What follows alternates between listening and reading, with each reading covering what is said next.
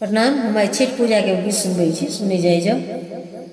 सतई कोठलिया दीना नाथ सतई दुआर निपैते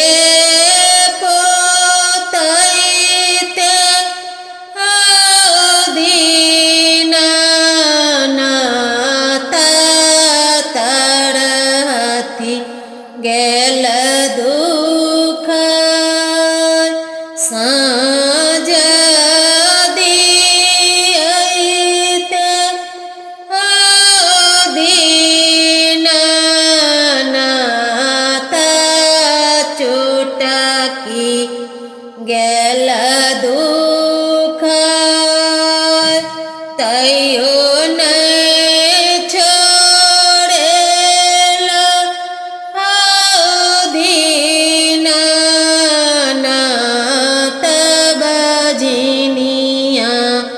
पद के नाम कहाँ के रूसल गे बाजीना कहाँ केने जाय ससुर के रूसल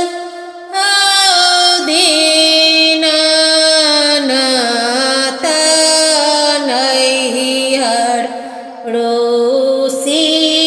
जाय के तोड़ा गड़ियोलक गे बाजीना के यो ठोन काल ककड़ा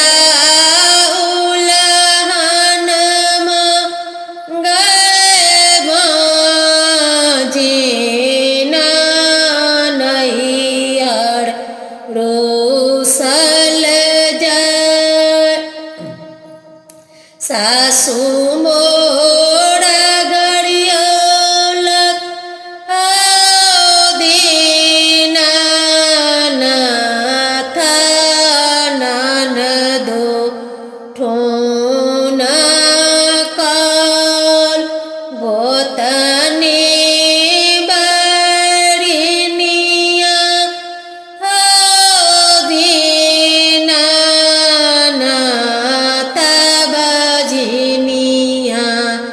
धेलक नाम सासू जी के गड़िया गए बाजीना गंगा बही जाय ननदो के ठुन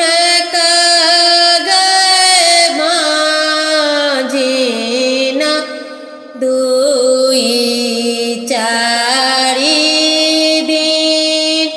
गोतनी उलहनमा गए बाजीना पाही उधार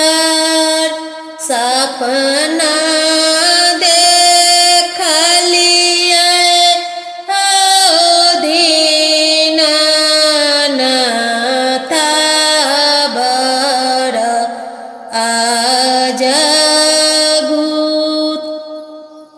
नीले रंग घोड़बा दीनानाथ सबुंजे